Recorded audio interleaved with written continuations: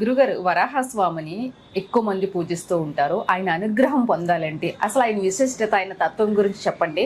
ఆయన అనుగ్రహం కూడా మనకి లభించాలంటే ఎలా పూజించాలి ఆయన్ని? వరాహ స్వామి అనగానే లోకంలో పంది అంటారు.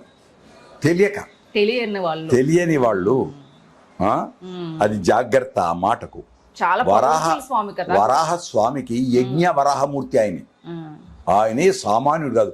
మనం తిరుమలకి వెళ్ళినంత మొట్టమొదటి దర్శనం యజ్ఞ వరాహస్వామిని దర్శించుకోవాలి.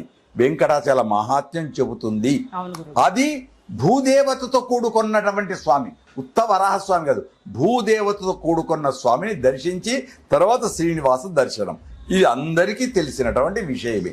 అంతేనా, మళ్ళీ రెండోది వరాహ లక్ష్మీ నృసింహ క్షేత్రం, సింహాద్రి అప్పన్న ఆపన్నలు రక్షించి అప్పన్న వరాహ భూదేవి వెళ్ళి ఎప్పటికీ నువ్వు లక్ష్మితోటే ఉంటావా, నేను కూడా నీకు భార్యను కదా, నా దగ్గరికి ఎప్పుడు వస్తావు అని అడిగిందట.